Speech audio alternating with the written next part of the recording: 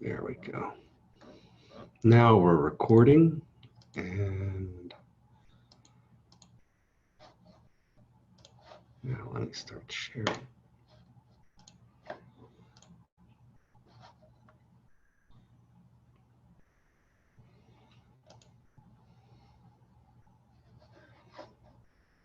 Hold on 1 second. Let me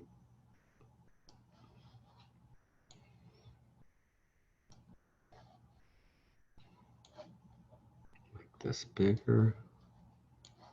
Hold on, I gotta get my screen set up.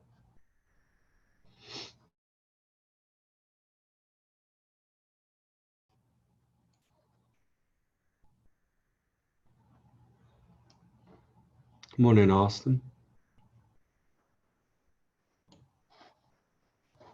All right, let's see here. All right, stages of production. All right.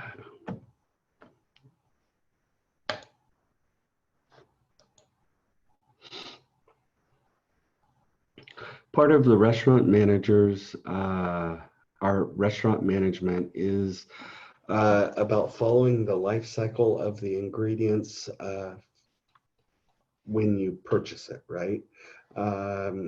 There are procedures that you need to follow, steps you need to follow to to make sure that you know the food is properly bought, stored, all of that good stuff. So that's that kind of makes everything work smoothly. So here we go.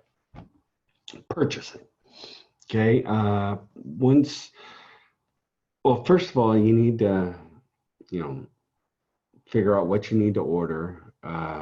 You need to know what your capacity for storage is, because you need to make sure you have enough stuff for storage. Hold on, let me trying to move my camera around.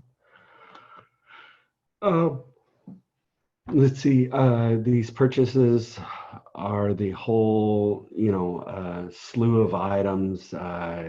Could be small things for the walk-in or refrigerator. It could be stools. It could be, it could be a lot of things, and you're going to have to buy a lot of things. And we were talking about this yesterday, I believe, a little bit of purchasing like uniforms and pots and pans and glasses. Those things are very important. And, if you don't have stools, you can't have people sitting, you don't have glasses, you have no one having drinks. So many different things, but just making sure that what you need is what you're buying. What do you need? There you have it. And here you go. What is, first of all, what's your budget? You need to know what your budget is. You need to know kind of exactly what you're wanting,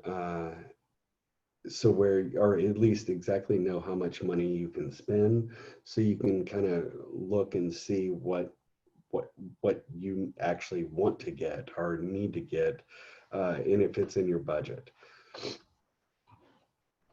Let's see, front of the house. These are some things that you need in front of the house. You have plateware, glassware, flatware, silverware. Let's see,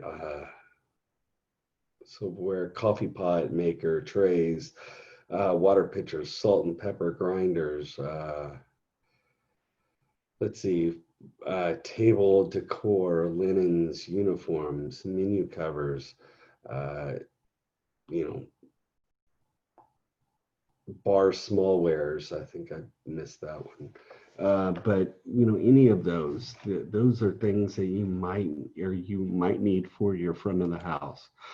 Back of the house, pots, pans, cookware, utensils, are cooking utensils like tongs, knives, mixers, etc. kitchen smallwares, cutting boards, paper and plastic supplies, deli cups, paper towels, any of that sort of stuff. Let's see, plates, silverware, racks, cleaning supplies, um,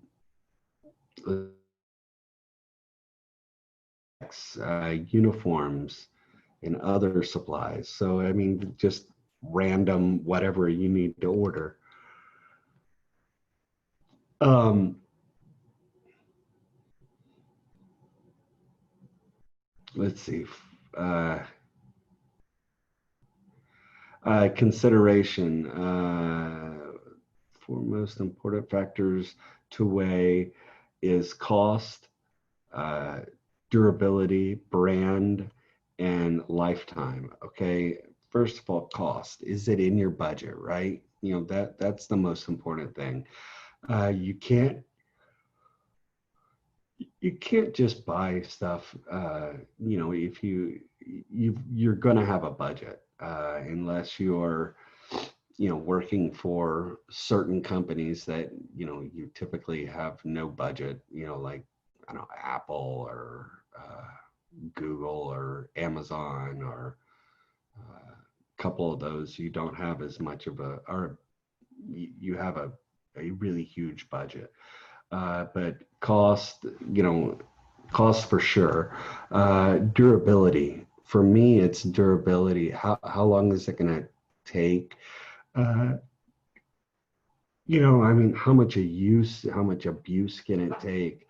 Um, where is it going to be at? Is it going to be inside or outside type of equipment or whatever else? Then you got brand. Brand for me is not as important, but sometimes it is. And then I think I said lifetime, but I meant lead time of how long is it going to take to get this product sent to you. Because if you need it, if it takes like 2 months or a year to get it done, well, then you gotta make sure your product is going to be delivered on time. Let's see.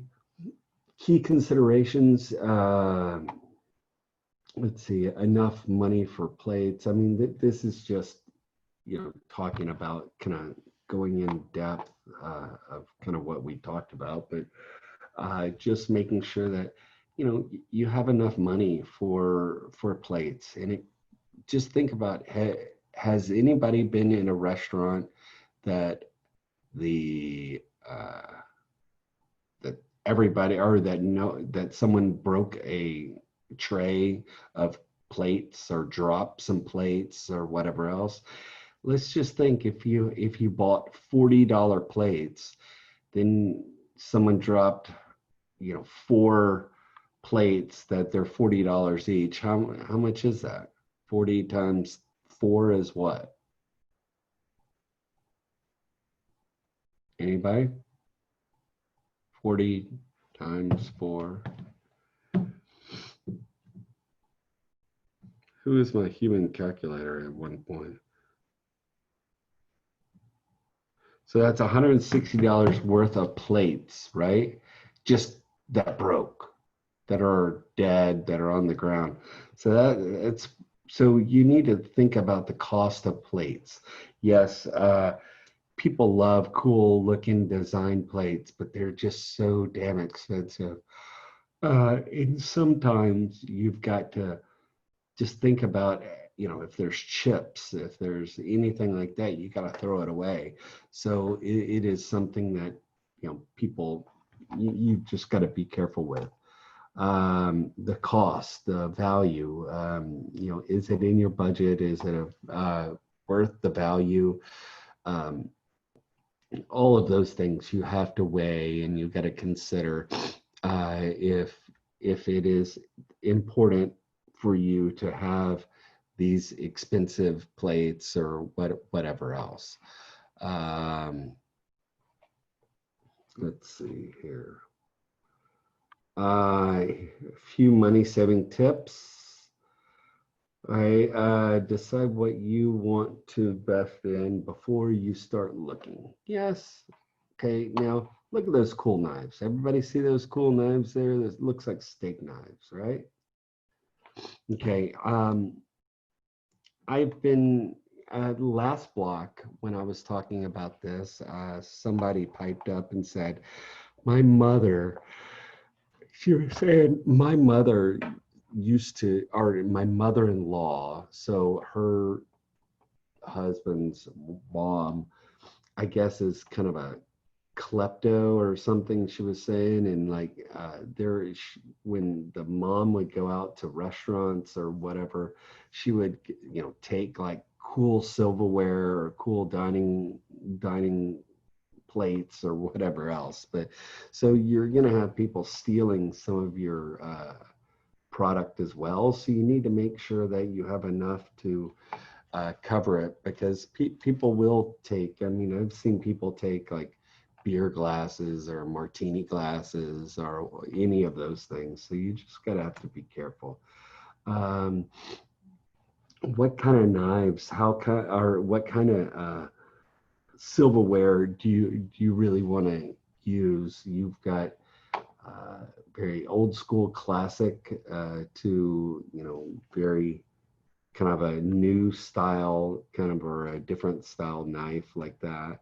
But new flatware can get scratched up, can, like these right here. Look at that picture of the knives, and they kind of look all scratched up. They don't look so nice. It has a not such a good appearance. So you just got to think about what's important to you. Oh, going the wrong way. There we go. Save, glassware. Glassware is all of these things. I would say glassware, and silverware, or not, in silverware and plates. You're going to be through a lot because of, people crack it. People, there's going to be breakage, and you don't want too expensive glassware. So you need to make sure that when you're doing it, um, it is kind of one of those things where you got to think about, people are going to break glasses. People are going to do all that. So don't buy the most expensive one out there. Hold on. Here we go. Getting multiple quotes and negotiating for sure. What kind of like what you know what I would do for anything. Get like at least two quotes, and then get give one of them, give one of the purveyors the one of the quotes and say, hey, can you beat this quote?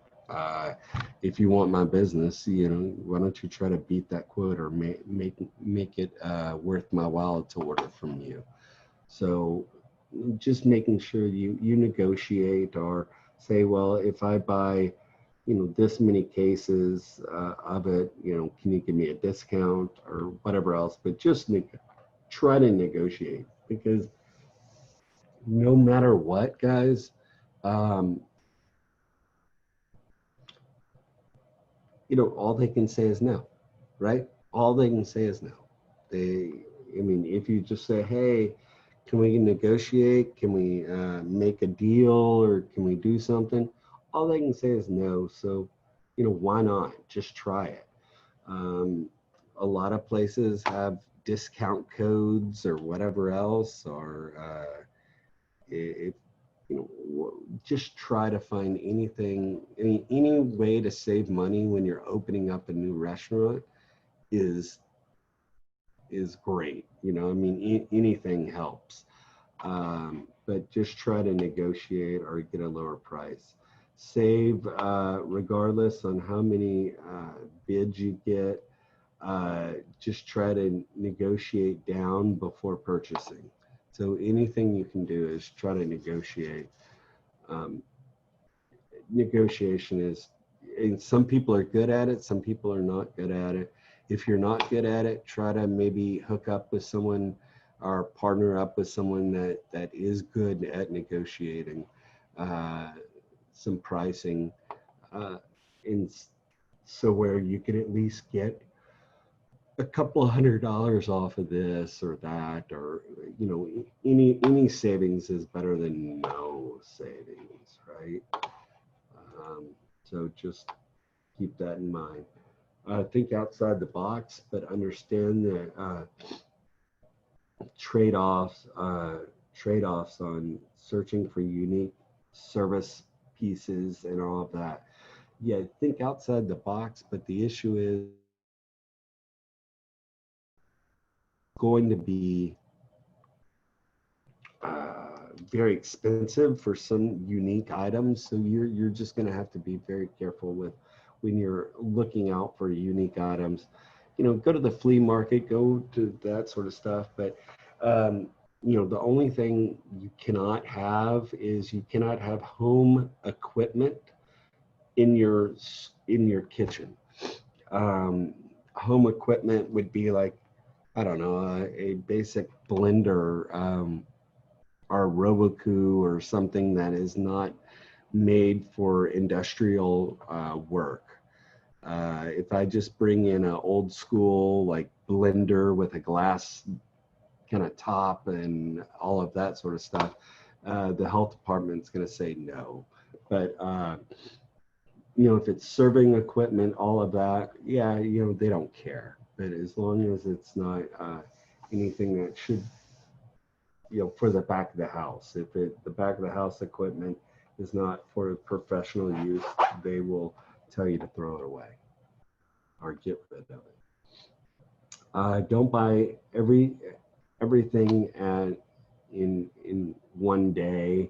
Don't go in there and just start buying all this stuff. Purchase a little bit and then just kind of slowly kind of purchase it instead of just buying it all in one lump sum. Um,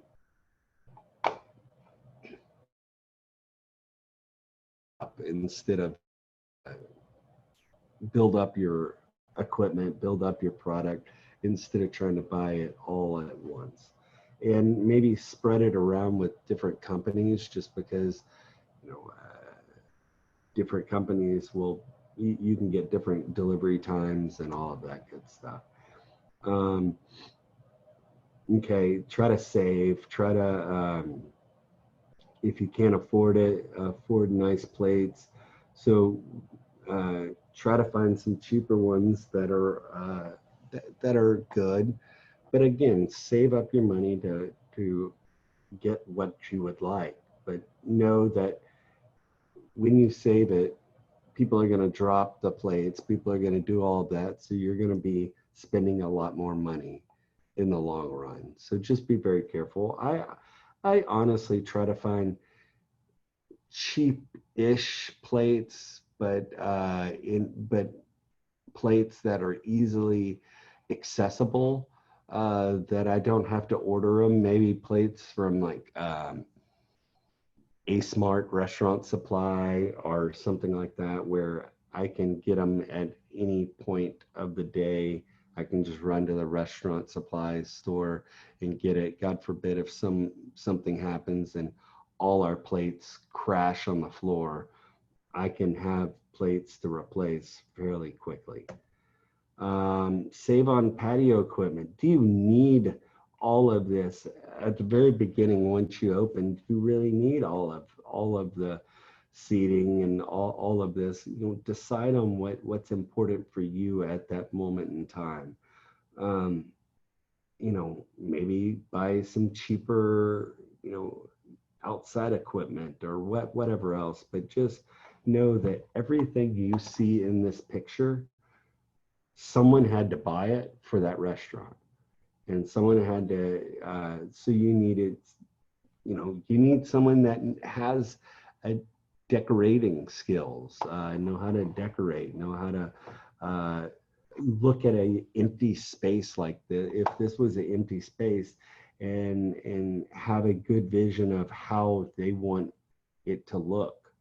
What kind of tables, what kind of chairs, what kind of all those things, right? So, it is a lot of stuff to do when you're opening up a restaurant. Okay, weigh the factors when choosing quantities will the price break when you buy a certain amount of quantity? Will you get if I get 5 cases, will you cut me a break or whatever else? Will you give me a little now, where are you going to put all this extra stuff? If you're going to buy all this stuff, do you have enough room for storage and all of that good stuff? Save.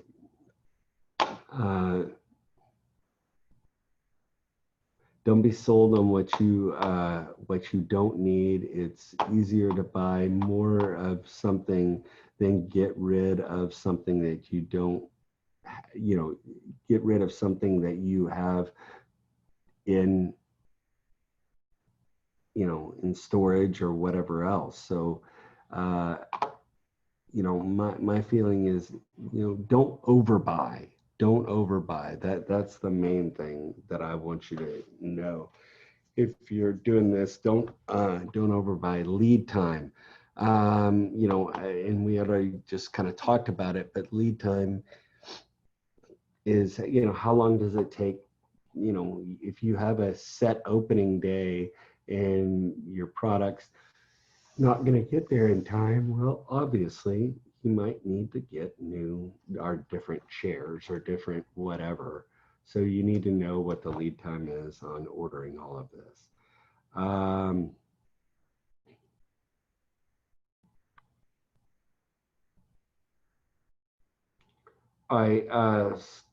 Again, I'm kind of repeating myself a little bit more today, but just purchasing items in a lead time around for something. If it's takes 6 weeks to order it, then go ahead, order it 6 weeks prior. If you really wanted those plates and it was still 6 weeks, I would say forget about it and find another plate, because the businesses are this restaurant's going to open up in 3 weeks, so there's no way that 6 week delivery time is going to make it in time. So cut your losses and go get a different one that you can get immediately. Durability, again, we want something that's durable. Your plates, your plates are sometimes not durable, but but some of your equipment, your tables, your chairs, your that sort of stuff, you want it all durable. You want it all to be to last a little bit longer. So just make sure you buy quality stuff. You don't want to buy cheap stuff, because cheap stuff are cheap in quality, because that will break and all of that stuff a lot easier. But if you look and get quality product, it'll stay for a while.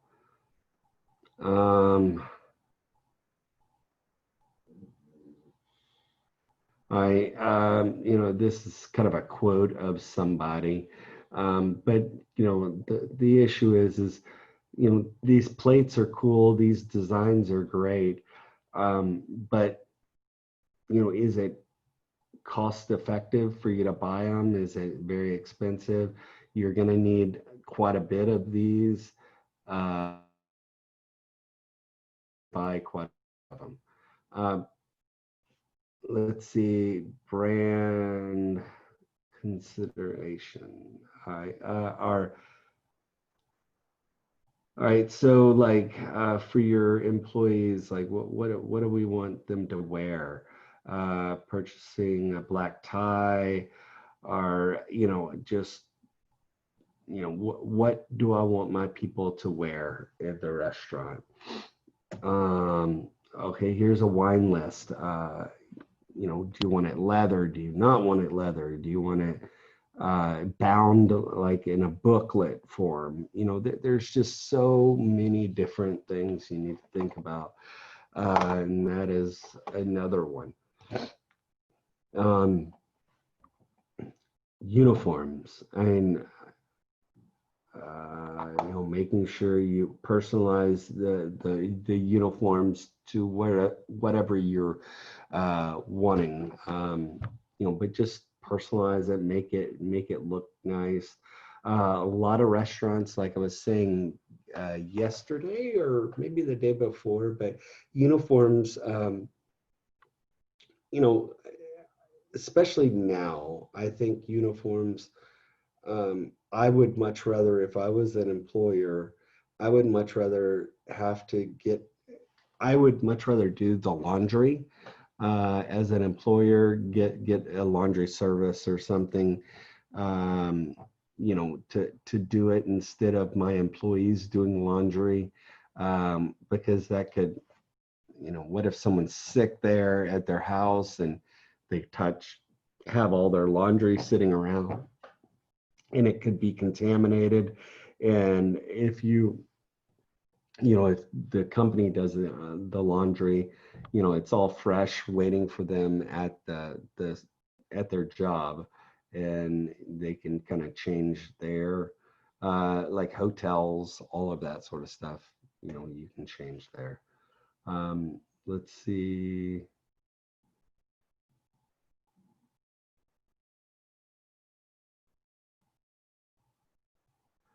Post like opening, ordering, and purchasing. So opening day will come very quickly, and it would be easy to forget.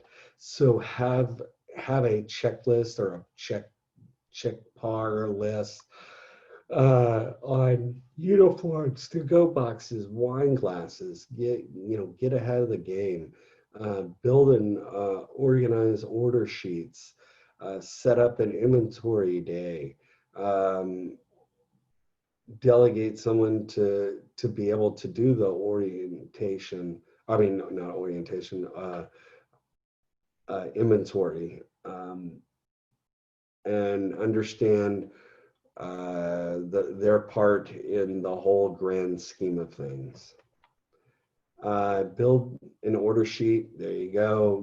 Order sheets are something where, okay, I need carrots. It's kind of like your little list of items, your little grocery list. So you just have items that you need written down, and then you go and you review and you write down all your stuff you need. Then you go get onto the computer, and then you look up the cost, and you kind of start deciding what you need to order.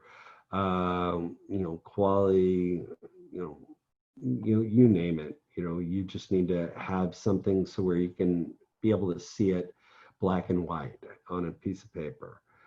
Build an order sheet. Here we go. Oh, sorry. Here we go. Here is like a regular order sheet you would see, or a sheet that you would get from like Cisco or whatever else. This is a Cisco one, but here is the order sheet right here. It has columns on how much money it costs, and then you have a total. So these are the things that you're building. So you get onto Cisco's website and you start building up an order form. Okay, and here is building the order sheet is right here. This is from like Cisco's website that you can get on, and you click on it and you can tell, okay, what you want, how many you want, all of that good stuff, and it kind of makes it right there for you.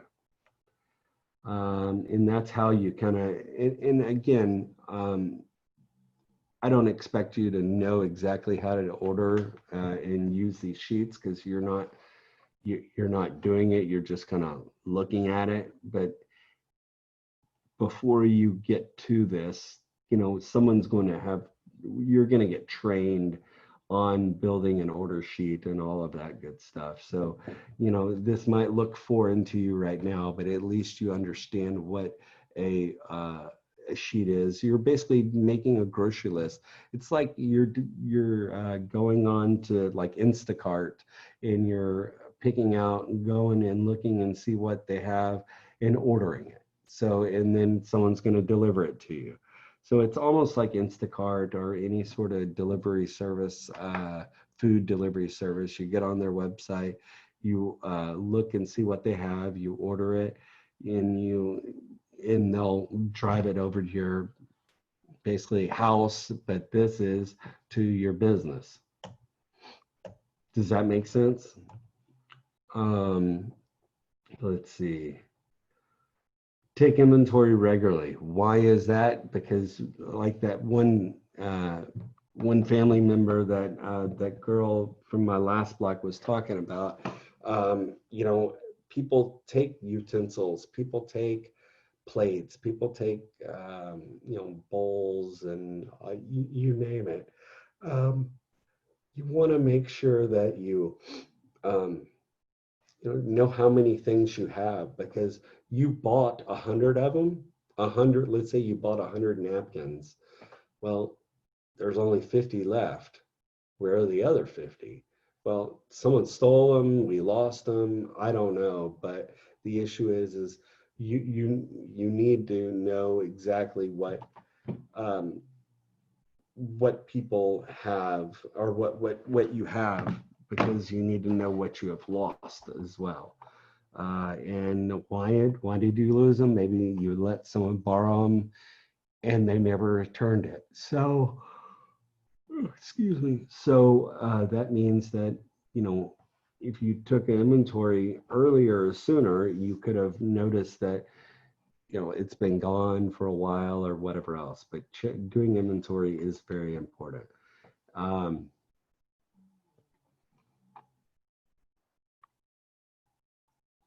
Excuse me. How to set up the organization for a purchasing department. Let's see. Purchasing raw material, basically you have usually a purchasing director that actually purchases all the food and purchases all the items that you need. And if you don't, it's usually the executive chef after that. Just purchasing items, making sure you're ready to purchase. All right.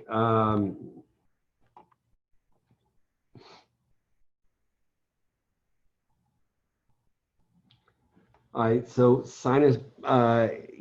establish a list of approved companies or approved vendors that you want to,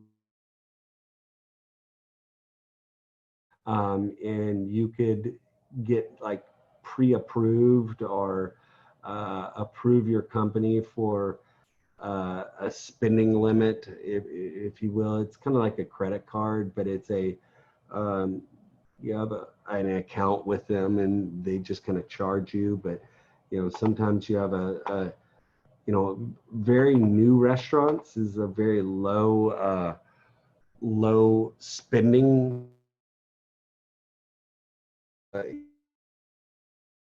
You don't get a lot of credit at the very beginning of like the restaurant. They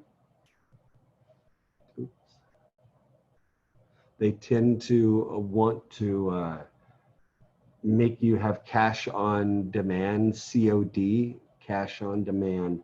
And until you are an established customer, once you become an established customer, then your credit line goes up and more, and then you can, and then it's just like paying bills at the end of the month. You have a food bill that you've got to pay for with Cisco or White Swan or whoever it is.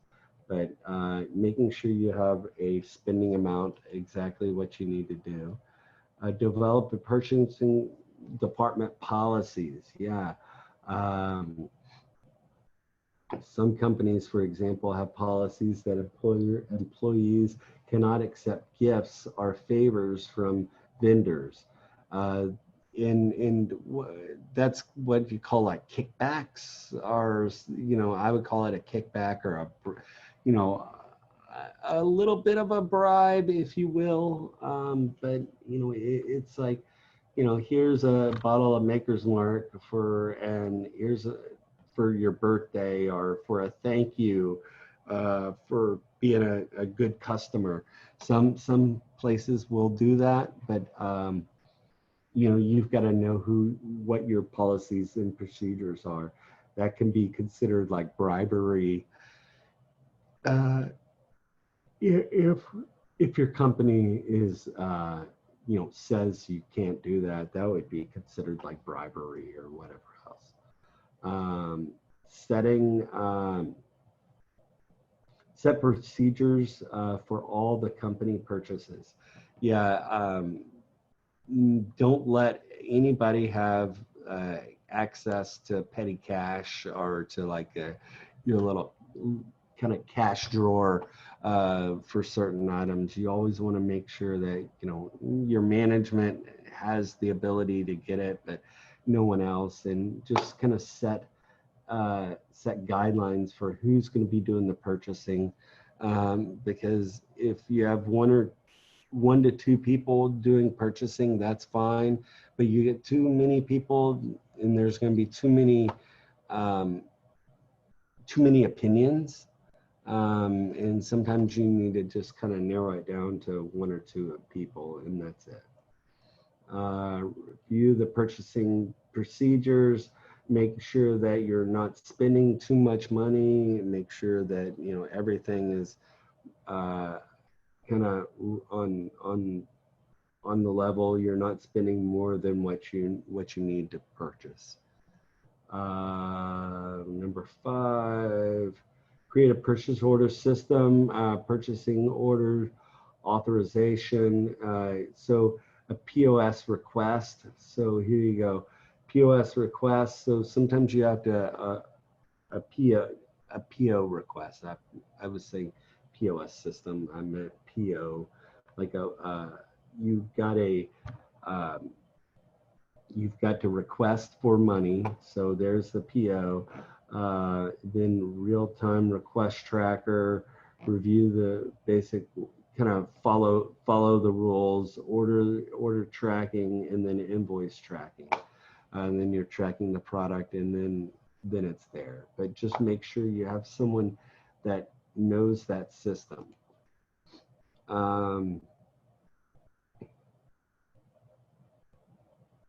Calculate the number of purchase orders you'll need. So 1, 2, 3, like 4 purchase orders or 1 purchase order, but just determine how many purchase orders you need for each vendor and for the person receiving the order as well. Okay, establish a receiving department and procedures and receive goods and purchase orders. So, okay, so let's say if you're looking at the picture, this guy right here with a clipboard, that person is checking in the orders. I think these two are maybe working with the facility. This guy's the delivery driver. This guy's checking what's being delivered and checking it off his list, and then they're going to bring it into the facility. So just making sure you have someone that's going to be checking it in, making sure it's not damaged in any way, making sure that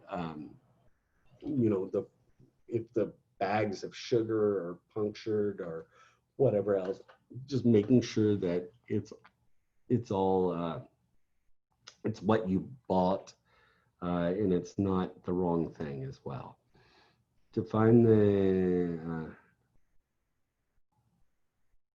I define the inventory levels of raw materials. When you're no purchase trends. All right, so review your company inventory material. So you need to look at your inventory, what you have and what you don't have. Let's say I have like quarter a quarter left of um, quarter cup left of basil. And I always want to keep on hand a whole cup of basil, dried basil. So I'm going to go order another little bit of dried basil to make sure that I have uh, what I call a par level or a par stock level of items at my restaurant. And watch out on the trends as well, purchasing trends, what you've been doing for the past year, and just kind of looking and making sure you're purchasing the right stuff. Um, Take inventory of outside raw material, of other supplies, and establishment starting point. You just need to count things, count, make sure you have because if you're missing a steak, then someone took the steak, right? Or whatever else. So you need to keep in a good inventory so you know people, if anybody's taking anything or stealing anything or overcooking stuff on, just because they want to eat it. Um, Establish a list of credible vendors. Basically, uh, you want to list. You never want to pigeonhole yourself into having one meat delivery company or one fish delivery person, because you always want to make sure that what if your one place is out of redfish, but the other place is not. So you want to order it from that other place. So, having multiple vendors, having vendors that you're approved to use as well is very important.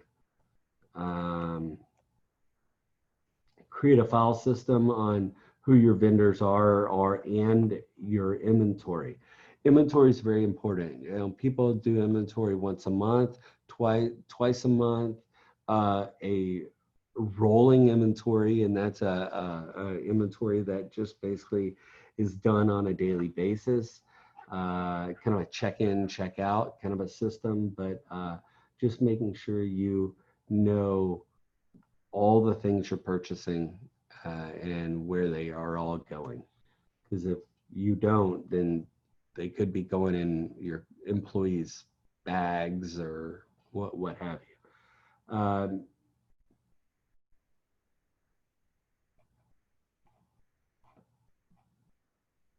You're going to need to get someone to sign off on the orders that are getting delivered. So I usually delegate one or two people to they can sign in the orders, but they know the procedures to look for. They just don't sign it in. They look at the package, make sure it's not leaking, making sure it's not damaged in any way. If it's like strawberries, making sure that the strawberries that they're receiving are nice and plump and red and what I desire to get delivered. And sometimes they give you the bad strawberries, so you need to look and make sure that you're not receiving uh, like if in a strawberry container, usually the strawberries on top are nice, but the strawberries down below are kind of ugly. Well, make sure that you flip it up upside down. Make sure you open up the container when you're getting something delivered to you, to make sure that it is not broken or not broken, but not rotten or whatever else, especially if it's produce. Uh, and then, and we're going to talk about sanitation, I think, in a day or two, I believe. Um, but implement procedures, policies, and procedures for management department and leads on the copy policies and procedures. Just making sure everybody knows exactly what they need to do and how to do it. Team. Determine the number of employees needed to effectively operate the purchasing department, set budget and goals. So you need to make sure that whoever is doing your purchasing, now this is kind of more of a bigger facility, but you know, even a smaller facility, you're still going to have to buy stuff. You still have procedures and processes that you need to do. And that is what we're talking about. Purchasing and receiving. Let's see, do you want 7:20? Do you want to reconvene at 7:20? We good? All right. So we'll stop and reconvene at 7:20. Have a good break, guys.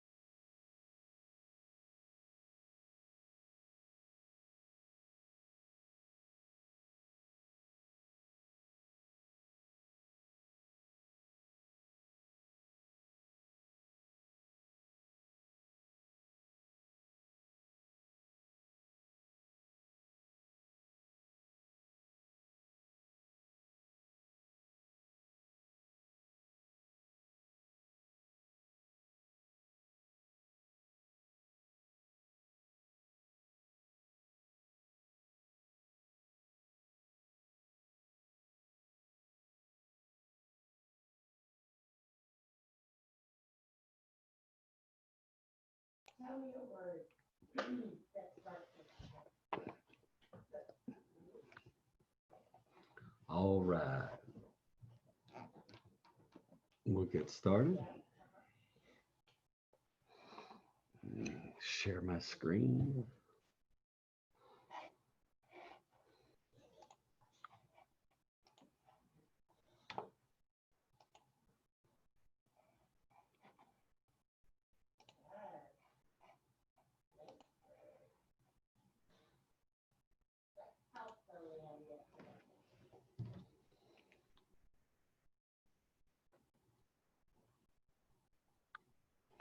All right, let's get this party started.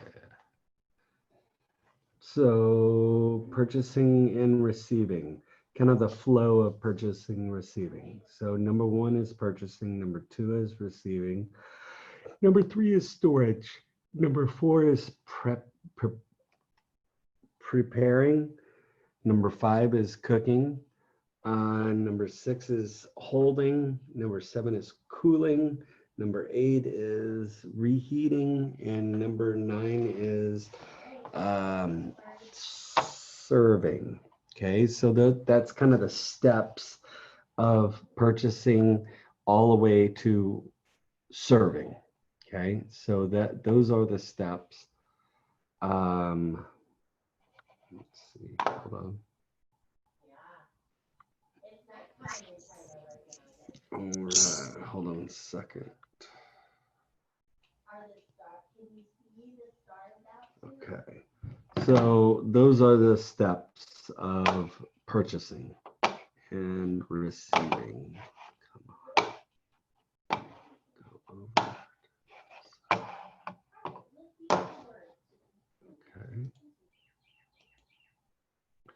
All right, so three common flow charts are receive, store, service, receive, store, preparation, cook, hold, serve.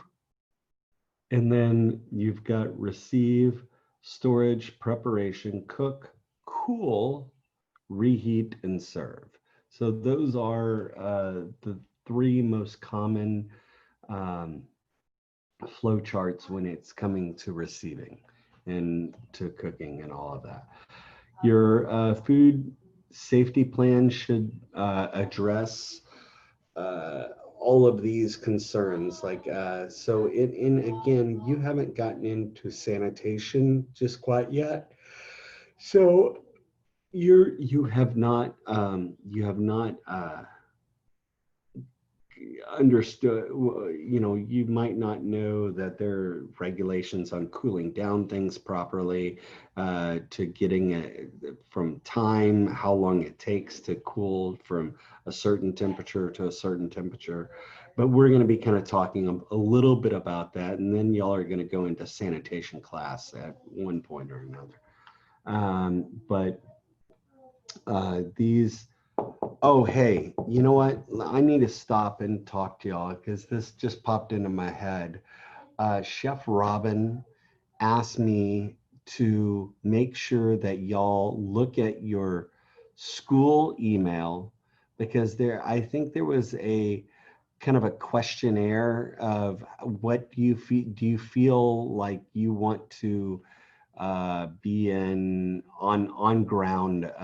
I think there was a questionnaire of like, if you want to be on ground or a hybrid model or online.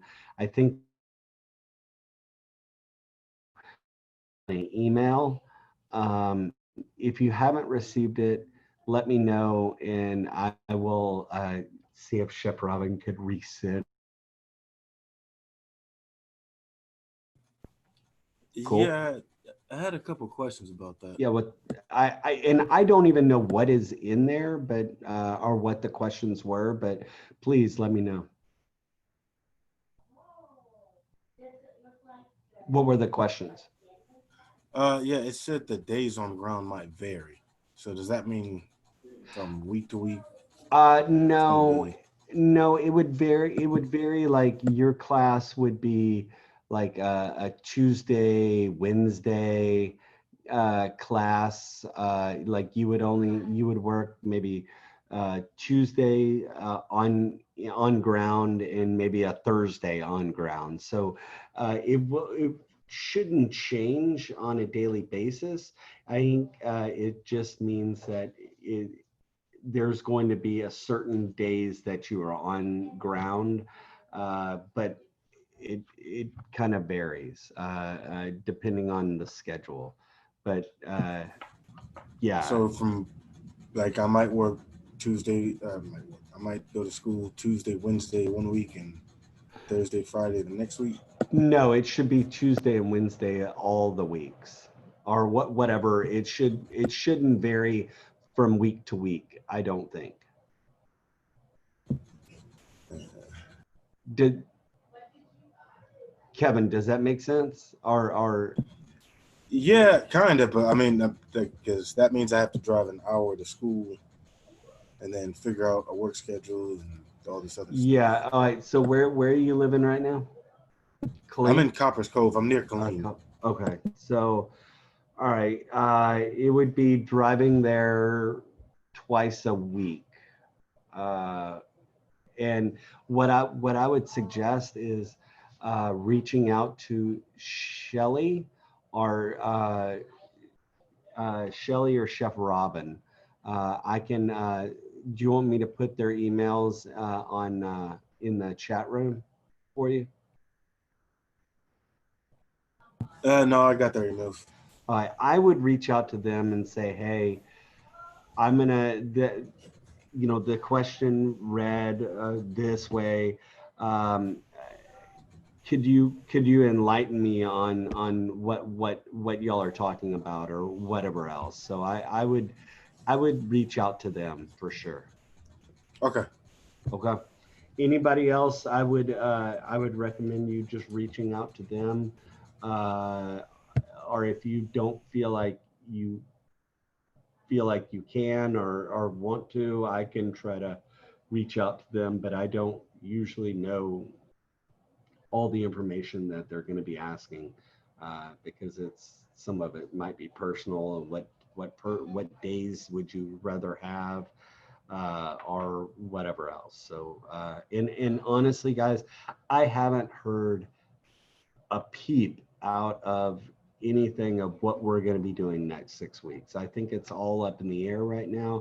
I think they're trying to figure out what y'all want, what classes want, what y'all want to do.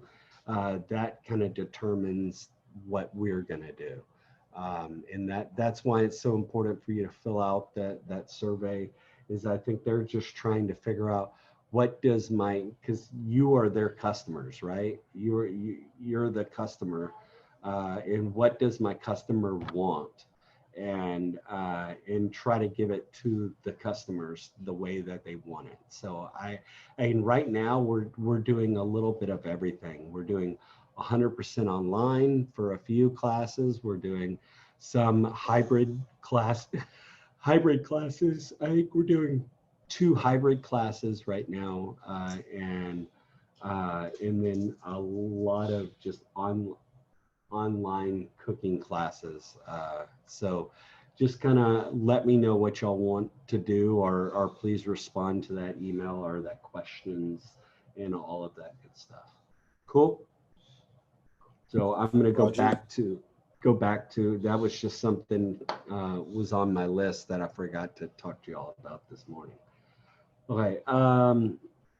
So going back to purchasing and receiving type of stuff, you have, um, let's see, menu planning.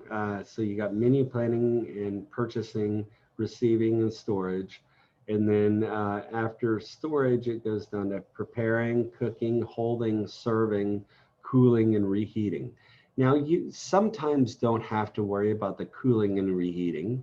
It depends. Let's say I'm making a big old 5 gallons of soup, then I know I might not be using all the 5 gallons right then and there. So I might cool it down and then reheat as needed, reheat whatever we need as needed. Um, so that is kind of the steps. The first step is developing what developing procedures to determine if the food is safe upon receipt.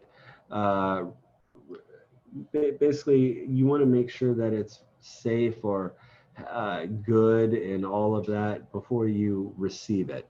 So when it's being received, you kind of want to look, check, make or else. Did, did y'all get frozen? Are y'all frozen? Can you hear me? I'm I can hear you. yeah. Oh, okay. It lagged a little bit, but Yeah, I'm yeah, kind you're of lagging choppy. it. Yeah, it looks a little choppy. Let me see. Okay, hopefully that's better. Let's see, making sure that everything looks good, check it, receive it, look at it, safe.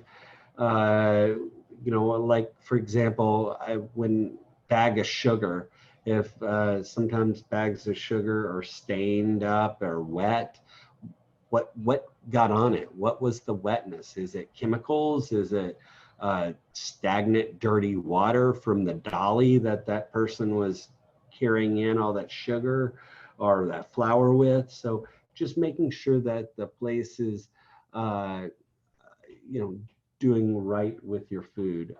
Make sure it's a approved supplier. Make sure it's going with the federal and state and local authorities on the health department. Um, Make sure that, like just look at this produce, right? If you're at a grocery store, you get to decide and pick all your produce, correct? You decide if you go to a grocery store, you can pick out anything you want. But if I'm ordering from Cisco or certain or White Swan or any of those things, you cannot, you don't know what is uh, what is fresh and what is not. So sometimes you need to be very careful and check those orders before you uh, call it in or before you get it uh, or before you sign the papers saying it's yours. Canned items, make sure it's not, punctured, it's sealed properly. You can get botulism from canned food items, and that's a horrible way to die with botulism. So I would be very careful with canned items, especially homemade canned items. For a commercial cannery does a pretty darn good job with canning it, but sometimes homemade canning products can be contaminated inside and out of it. Inspect before you accept. Plain and simple, guys. Look, I mean, if you accept it and half of your produce is already rotten, you've just wasted half of your money on rotten produce that you're not going to be able to to give back. So before you sign it, sign the invoice. Make sure it looks good. Make sure it it fits everything that you want. Let's see, check delivery vehicle on cleanliness. Yeah, inside where all my stuff is packed into a truck, I want to make sure that truck is clean. I don't want like nastiness everywhere. I don't want mold all up inside the truck. If there's mold inside the truck, that means there's mold spores, excuse me, probably going to be somewhere all over your boxes, uh, your produce boxes or whatever else. The mold spores will get everywhere, and that will make your food go bad faster. So make sure that things are clean. Make sure that they clean up spills or any of that sort of stuff. I'll always make sure you do that. Check that out. Check the temperature of the truck. If it's supposed to be frozen, what temperature is frozen? And what temperature is freezing? Freezing, ing, freezing is 32 degrees to 0.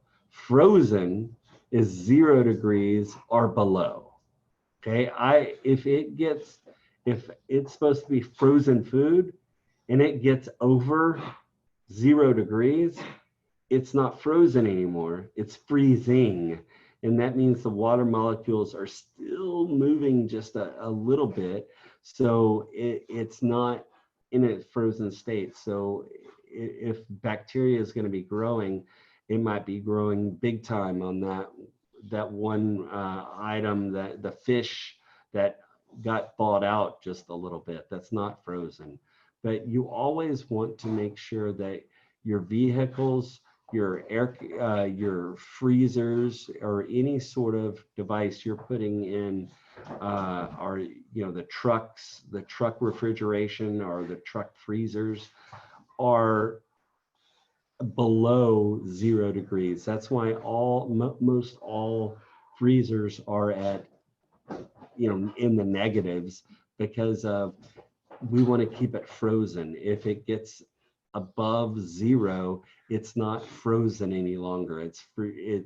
The water molecules are moving, and then the food goes bad a lot faster. So you just got to make sure you watch out on that. Let's see.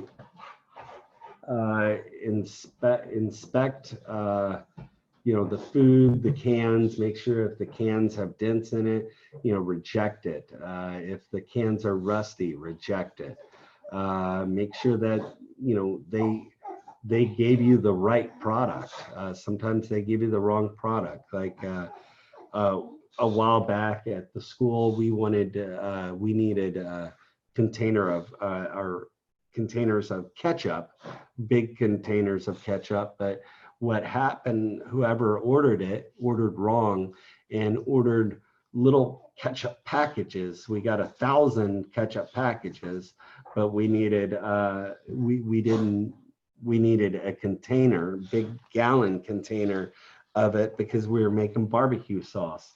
And you have to cut open each little package. That's not the best way of doing it. So making sure it's ordered correctly, make sure whoever is delivering it or receiving it is understands what needs to get done.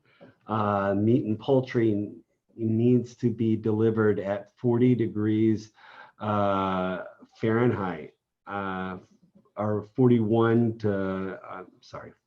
degrees Fahrenheit, or colder. Why is that? Because if it's fresh, it's right around that temperature. Keep it iced down, then you can put it in the cooler. But seafood, the same way. Seafood, 41 degrees. Shellfish, 45. Why is the difference of shellfish and seafood different? Seafood is usually dead. Whoa. Like a lot of the seafood is dead usually, so where it's not alive. But shellfish is usually alive, like oysters, mussels, even some lobsters are alive. So aren't most mollusks supposed to be consumed alive? Yeah, Are cooked while they're still alive? Yes. Well, yes and no. Let me explain.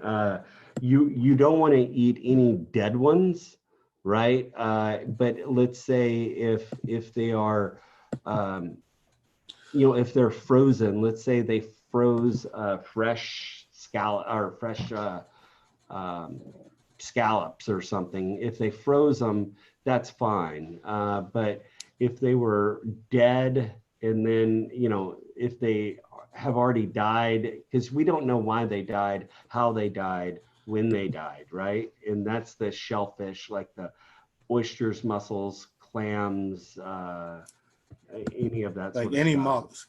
Yes, that's correct. And you don't want it too cold. You want it around 45 degrees, because if it gets too cold, they start to die. So you need to have it at a just a little higher temperature. Um, Crustaceans, 45 degrees, same deal. Uh, Dairy products, 41 degrees or lower. Shelled eggs, 45 degrees or cooler. Unless they are liquid eggs, if they're like pooled, like liquid eggs in a bag or something like that, already scrambled type of deal, then it needs to be 41 degrees. And that's if it's in the shell, it's 45, and if it's not in the shell, it's 41 degrees. Um, Refrigeration, anything needs to be refrigerated at 41 degrees or below. Um, Modified atmosphere packaging, it's called MAP, MAP, MAP. That is basically vacuum sealing. That's what you call vacuum sealing. It's the modified atmosphere packaging. That's where they remove all of the air and maybe add a little bit of some other certain gases, and then that's it. But it's just basically the air is taken out to prevent any bacterial growth. Cleaning canned goods, make sure that there's no swelling, no rust, no dents, no leaks, no swelling in the top of the can, like pooched up. Because if it's kind of pooched up like this on the top, that means there's bacteria growing or multiplying in that can, and that could create botulism, and then you can get really sick. um, you have dry goods. Um, let's see, packaging, all of that. Make sure it's in good condition. Anything individually wrapped, baked goods, any of that sort of stuff, you need to make sure everything's clean, nothing spilled on it, all of that good stuff.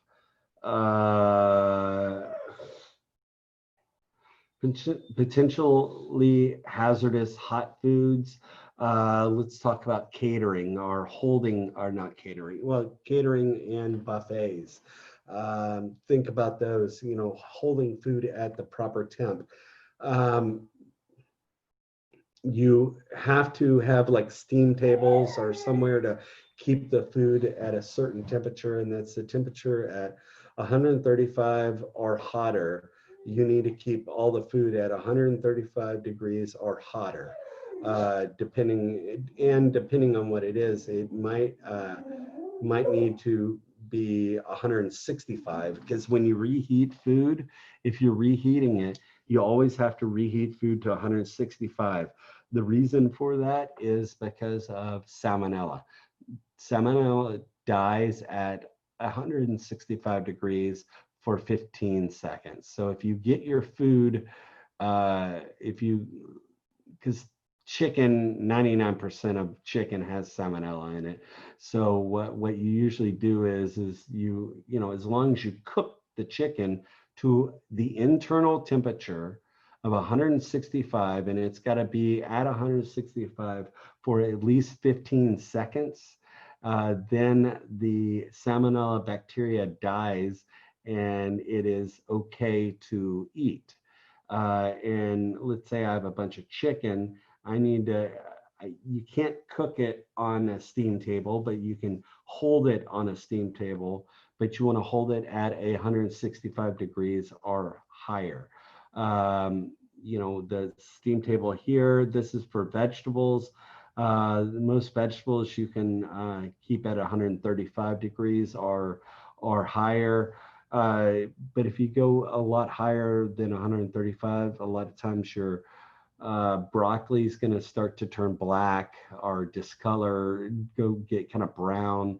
Your zucchini, your squash is going to turn into mush. So you have a few things you need to just be careful on when you're holding hot food. just receiving, receiving anything. You just need to know what temperatures they should be, and how long it's going to take for them to go spoil, all of that sort of stuff. You just have to be really aware of what you're what you're ordering and what how long things last. Um, in refrigeration or freezer. Some things you can't freeze for longer than, a year or 6 months or whatever else. Making sure that it's wrapped up properly in the freezer so where it doesn't get freezer burn. Freezer burn is a great thing to lose product on. If you don't wrap it up properly, then you got freezer burn, and then it has a bad taste to it after it gets freezer burned. It just has a kind of a strong, kind of a just a bad taste to it. So you wrap it up right, store it correctly. Make sure you label everything. Label, and date. Label and date everything. If something is not labeled and dated in the it shows up at your restaurant, uh, the the health department will throw all of that stuff away, no matter what. They don't care. They're looking out for your for people's safety, and if it doesn't have a date and time when you made it, or when it was put in the fridge, or whatever else, that means that they're going to say, well, you don't know when it was made. We're just going to throw it away. And they do throw everything away. A lot of times, the health department travels with bleach, big old containers of bleach. When they throw away product from your restaurant, they will pour bleach all over that product in the garbage can. So you will not have dumpster divers, people diving in and picking up food that was thrown in the garbage or whatever else. FIFO, first in, first out. That is very important. Um, you know, and let's talk about anybody that has gone to a grocery store to buy milk. When you buy milk at a grocery store, a lot of times, or at least I do this, I know in the very back of the milk dispenser in HEB or whatever else is usually the milk that has the later dates that it's going to go bad. So I usually grab from there and grab it. That's not FIFO. FIFO is first in, first out. Whatever's going to go bad first needs to be used up first, right? First in, first out. So you need to make sure that things don't spoil. If there's an open container of heavy cream, then let's use that open container before we open a brand new container. So, open and make sure that, the dates. What pisses me off the most is having to throw away about 5 milk containers that are all about half full and they are all past their date. So you want to make sure that you check and you first in, first out, and you follow those procedures. um, Preparation, preparing. Let me see how many more. I mean, we're at 70, and we have 110 slides. How about this? Let's go ahead and um, we'll call it a day today, and we'll finish it up tomorrow for Friday. How's that sound? We'll start on slide 70 tomorrow. We good? Yeah, Peace out. sounds Rock and good. roll. And Kevin, you got those all those PowerPoints now, and you were able to get it. Yes. Yeah, Good, I good. finally got the. Okay, good. I'm so glad we were persistent in getting that done for you. I But appreciate that. if Thank you. you, yeah, of course. If you need anything else, guys, let me know, and I will help you out. Y'all have a great day. Please finish that survey or whatever else. And Kevin, if you could just reach out to Chef Robin or Shelly with your questions on the dates. So cool. Okay, yeah, because an hour drive there and back Yeah, yeah, for my totally, work study, and totally. I Yeah, just I just figured it'll work. they'll work around your schedule. I promise you. And if they don't, if you have any problems, call me up and let me know. You got my phone number, text me or whatever else. Okay.